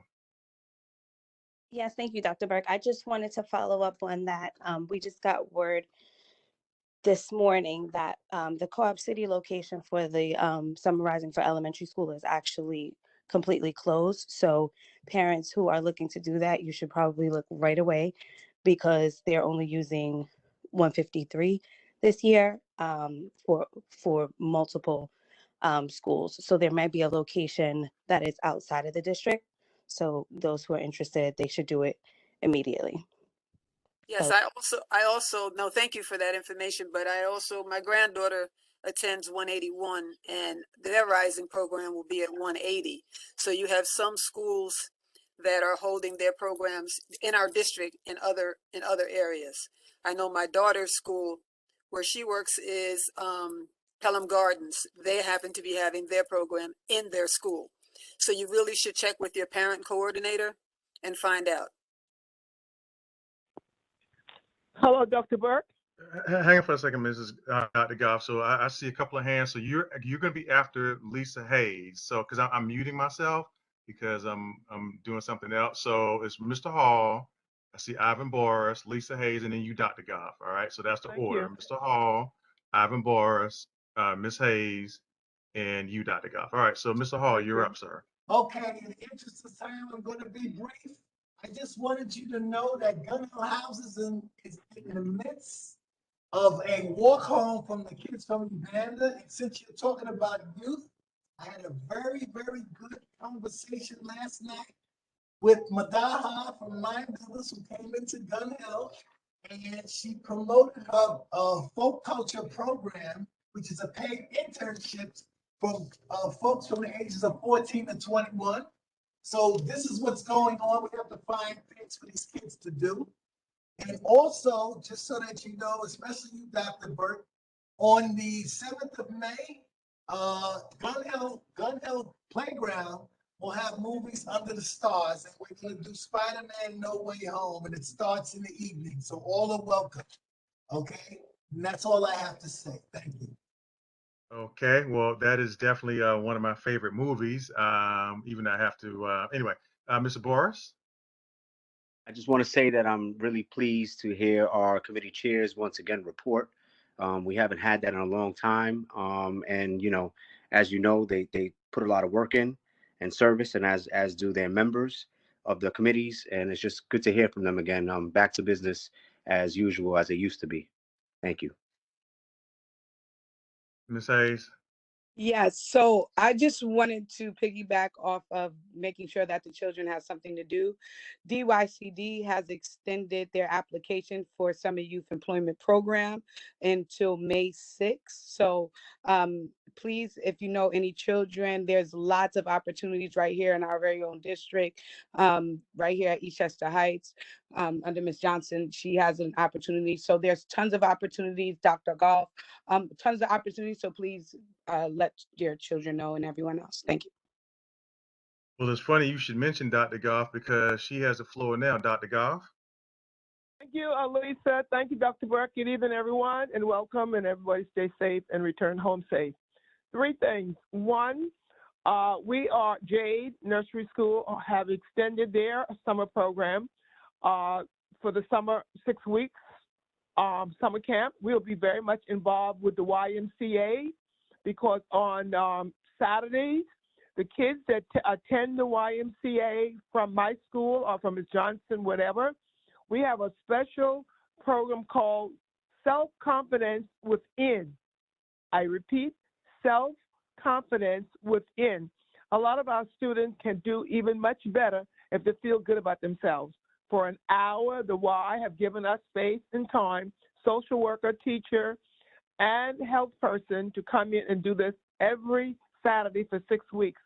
Again, summer camp program are welcome to Jade. If there's 2 kids in a family and they can't afford to pay, we are subsidized for them. The next information is parent coordinators will be honored with certificates from Kevin Riley's office and SAPER, which is my organization, for the hard work they have done during the pandemic. This will take place May 11th at 9 a.m. at the YMCA. If you're interested in coming, we'll be serving breakfast from the Eastwood Manor. The last one is that we will have a community complimentary free breakfast at the Eastwood Manor on May 21st. May 21st, there will be a free breakfast at the school, at the Eastwood Manor, but you must RSVP and let us know if you're going to be attending. Last but not least, thank you, everybody. I appreciate all of you, we are doing, working together as one team. The last but not least is that link that we received for the sexual harassment course is very nice, very short, very sweet.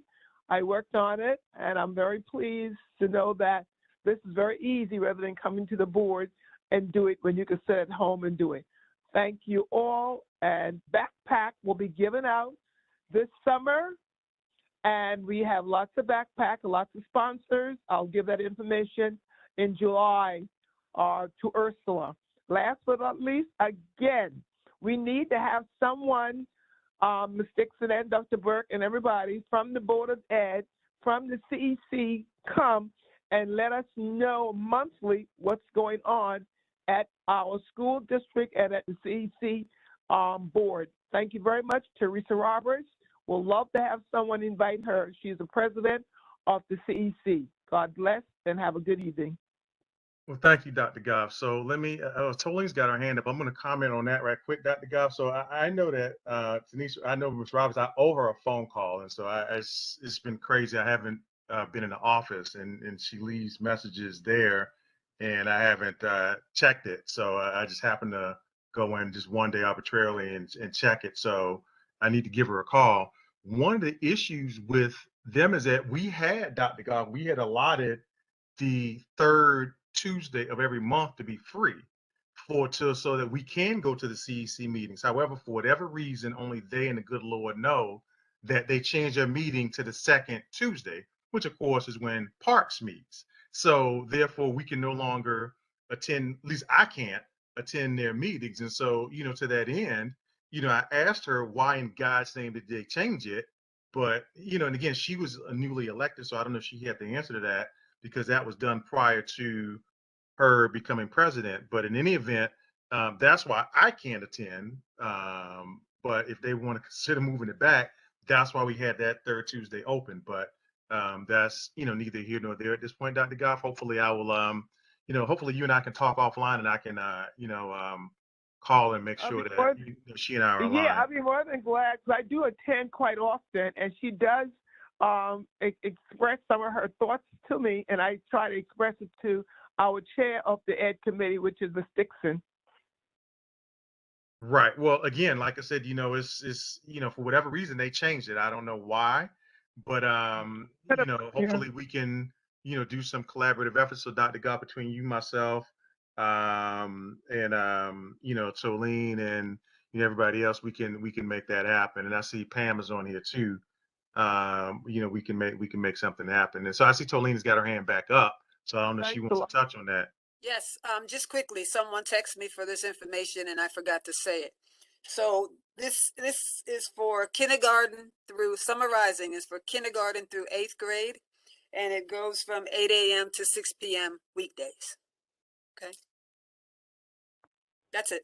All right, thank you. So board members, we are almost done. And needless to say, that makes me very, very happy, because we're on to new business now. And so we are here to talk about the nominating committee. So, it's that time of year again, elections. And so, based on what happened last year and in years past, we have to, I think, pick if I'm looking at the bylaws here, Article 5, Section 2, stating not less than 4 weeks prior to the meeting at which the election of officers is to be held, the board shall elect a nominating committee of 5 members.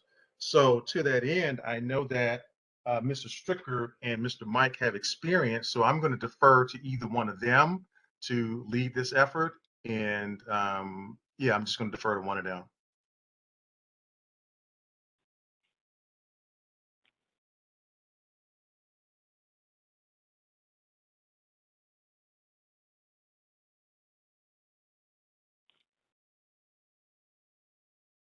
Mr. Stricker, Mr. Mike. I'm sorry, I was being disturbed by my son. Oh, okay. Can you say that again? What is it that you? No, I'm saying that it's time for the I'm here. I'm here. Okay, so one of you guys can drive this discussion. I want to, have one of you drive this with the nominating committee. Okay. What's going to happen tonight? We are going to nominate from the floor for members to serve on the committee. When the person is nominated, they have a choice of saying yes or no. And after the 5 people are nominated, they will choose who their chair will be at that time. So, since I can't see anybody, I would ask that Carla Basati, who sits on my bylaws committee, to recognize the people who raised their hand. Is that doable? Okay, Hello? okay, I'm looking, I'm typing, so I can't type and look at raised hands at the same time, but now I'm looking for raised hands. Okay. Okay. Don't forget, I would like to nominate Denise Bonds to start it off.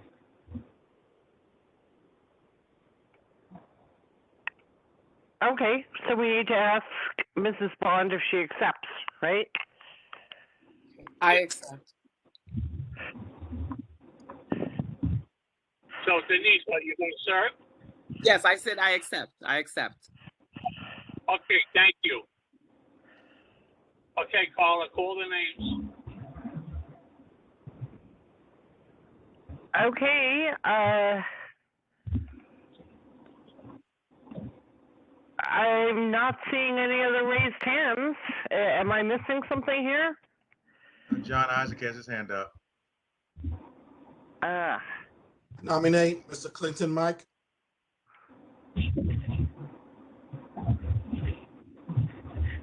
So Clinton, do you accept? Yes, I will, John.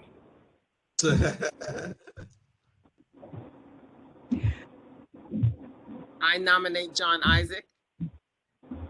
He can't serve because he's on the executive board. Oh, okay, sorry. I would like to nominate Ms. Talene Dickerson for the Education Committee. You cannot have a executive board person be nominated. Oh, okay. All right, Carl. Oh, well I then. apologize, Killer. Oh, well then. Either John or Pauline can serve on the nominating committee. Oh, as chair of the Parks and Recreation Committee, can I serve? Yes. Okay, all right. You know what? I like to nominate Victor Brown for the nominating committee.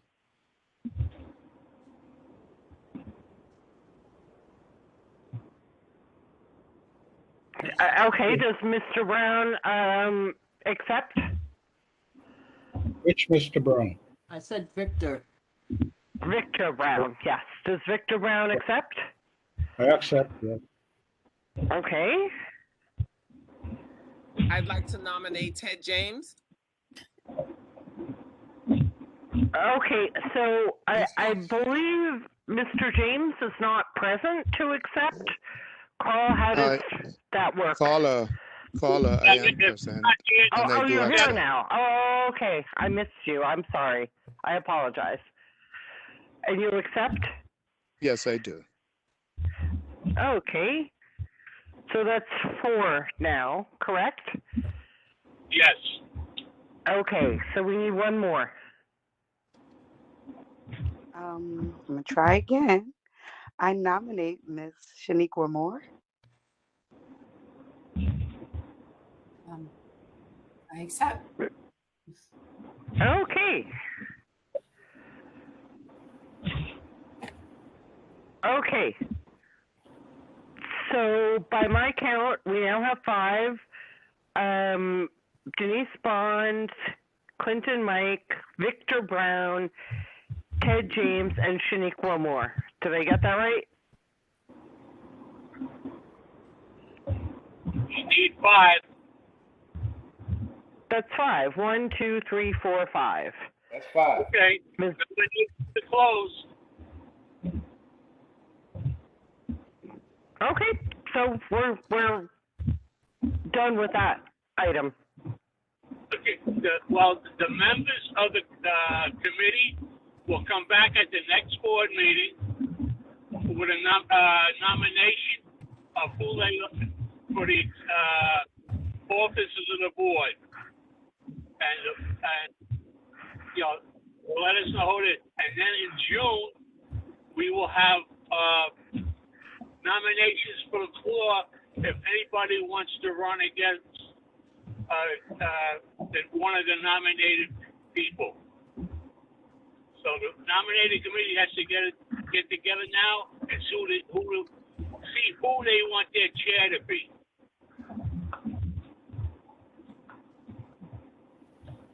Okay, so nominating committee, it's on you. I'm sorry, I'm a little broken up here because I'm doing 70 miles an hour on the Well, if that's the case, then you don't even need to be talking, Mr. Stricker. If you're driving and talking, if you're not on Bluetooth, that is dangerous. Well, I don't have it in my hand, so I can talk.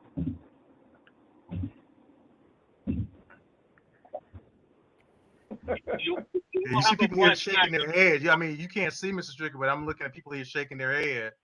And yeah, we all are. It's not good. It's not good at all. So, Victor Brown, ask, how would the committee choose a chairperson? Wouldn't they have to meet, and who would call that meeting? In addition, I would like to suggest, if I may, that the board choose the chairperson for that committee. Okay, so my recollection from having served on nominating committees, I think 5 times, is that the meeting is scheduled. One of you schedules the meetings in collaboration with the office, and then you all discuss amongst yourselves whom you would like to propose as your chairperson. I mean, that's how it was done in the past. Does anybody else who served have any different recollection? No, that's the way No, it should go. At the first meeting of the nominating committee, they choose the chair to represent them at the next meeting. Yes, we just said that, Carl. And I'm sorry. Thanks. Okay, I agree with you, Carl. That's the way it's supposed to be, since I've served on the committee also. Right. If somebody just has to actually schedule the meeting, I guess, you know, that's the hard part. If nobody's actually the chair at that point, but somebody just needs to schedule the meeting, and then you all chat quietly amongst yourselves and decide who's going to be the spokesperson for the committee. How you doing, partner? Take care, boss. Okay.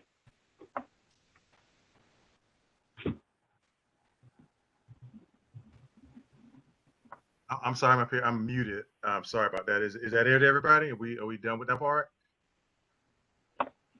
So I think to your question, Mr. Brown, everybody's going to get to pick a chair. All the nominating committee is going to do is put together a slate of candidates, because you still get to nominate somebody from the floor. So in the end, the board is not what you guys choose as a committee as chair. You're just going to make a recommendation, right? But let's say somebody comes from the floor, and if somebody comes from the floor and decides to run against whoever, whatever slate you guys put together, they can do that. Okay, so ultimately the board is going to decide who are the executive officers for the board. So it's not just who you guys say, it will be ultimately a board decision.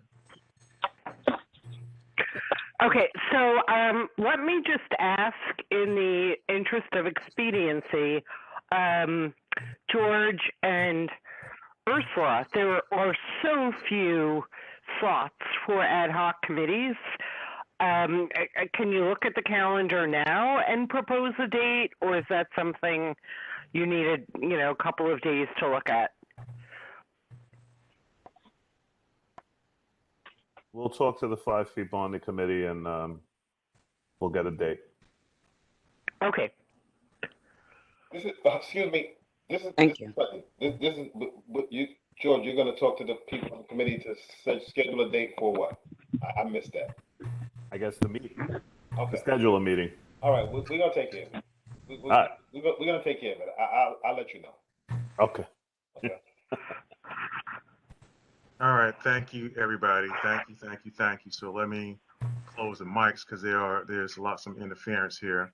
And so we're at the end of the meeting, which is good because the Atlanta Falcons are on the clock. So I'm up here watching the NFL draft, as I'm sure Clinton is. This takes us back to the days where he and I first joined the board together, and we would sit there and would be watching the draft as we would be listening to the meetings.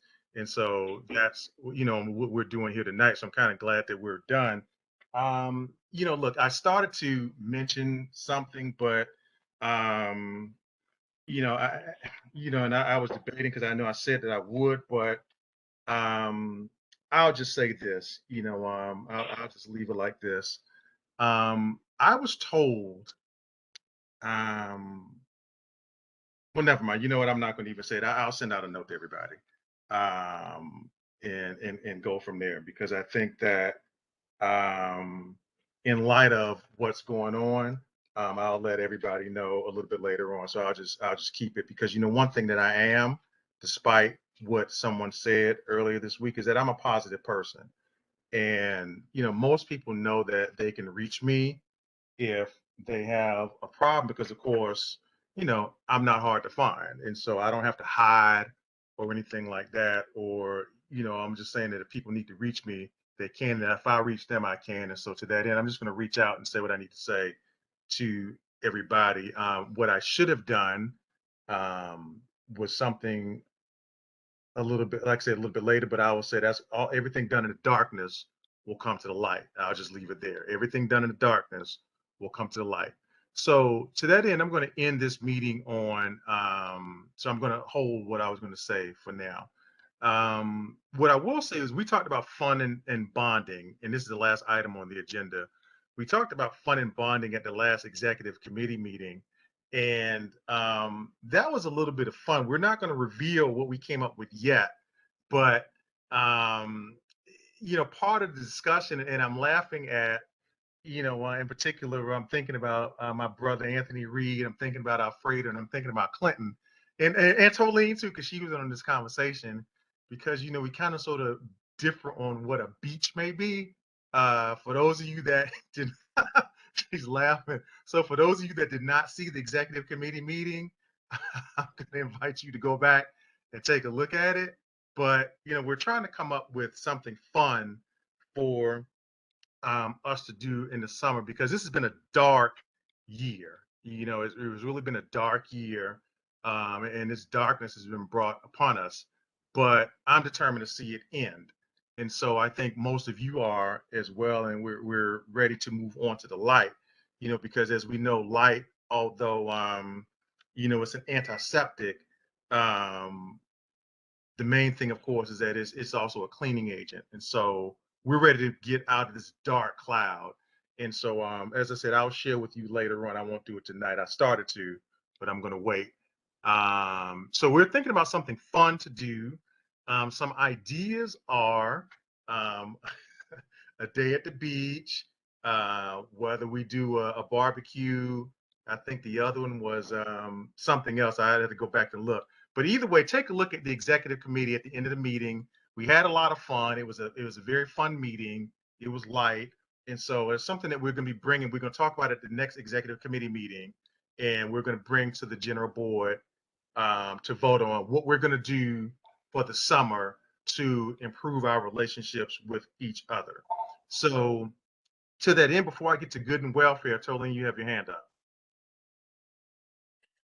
Yes. I mean, I just wanted, if we were getting ready to end, I just wanted to see if we could have just a moment of silence because we lost one of our community matriarchs, which was Mama Sarah Turner, who turned 106 on the 16th of April, and she was called on April 27th.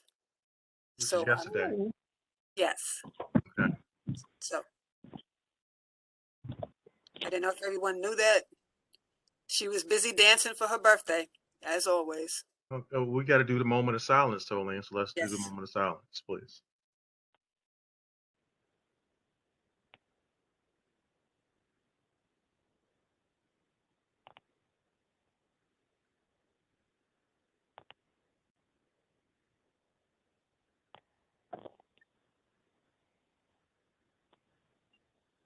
Thank you. You know, I think, Thank you you. know, the one thing that I take from serving as the chair is that it's not something that I take lightly, you know, because it's the elders who give me advice, you know, and I look at the elders who I speak with, not only on this board, but railing there, colleague Julio Cortez, excuse me. not only the elders on this board, but the elders in the community as well. And so, Tolene, to your point, the elders is what makes us who we are, and hopefully we're passing along that knowledge as we traverse this life. And so again, so to the ancestors, receive her soul. Good and welfare. So April birthdays, I don't have the list in front of me because I was looking at doing something else. So if you had an April birthday, we definitely wish you a happy birthday. If we have an April wedding anniversary, we wish you a happy anniversary. And so before we call for this meeting to close, I just want to say that,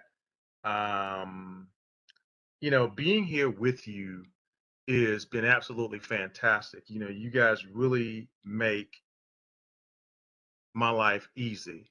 You know, most of you, let me say that, most of you do.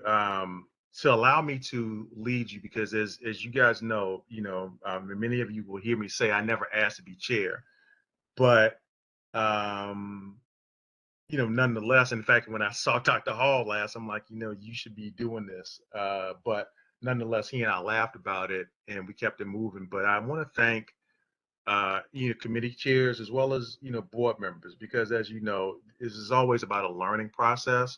You know, one thing is you don't know everything, and I know that I don't. So, but the fact that you guys are empowered and that you trust me with such awesome responsibility, and I just hope to be able to represent you well. Thank you for the work that you do, because again, none of us are getting paid for this, right? So the fact that, you know, that you're doing this and that any of us are doing this is fantastic. So just on that note, thank you for what you do. And, you know, whatever happens, you know, I'll say, you know, thank you for allowing me to be here with you. So I'm going to ask, George has got his hand up, but I'm going to ask, when he's done, I'm going to ask for a motion to close the meeting. So George? Yeah, Barbara Gibson wanted to speak. Okay, Ms. Gibson. I didn't see her hand raised, but okay. I sent you an email yesterday and I put it in the chat today. Oh, I didn't see it. Okay. All right. What is it, Ms. Gibson?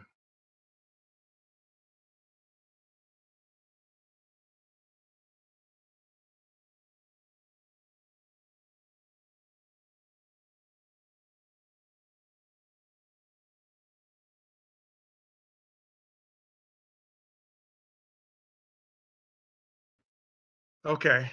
So being that we've not heard anything, then I'm going to call for this meeting to be ended. So can I have a motion? I didn't finish. Well, first of all, we didn't hear you. So Well, how are you what do you, answering me if you didn't hear me? what do you want, Ms. Gibson? I tried to thank everyone for coming out to these meetings. You didn't let me finish saying what I was saying. Ms. Gibson, I'm not controlling the mic. I'm not muting you. If you want to thank everybody, I'm sure everybody appreciates you for thanking them just like I did.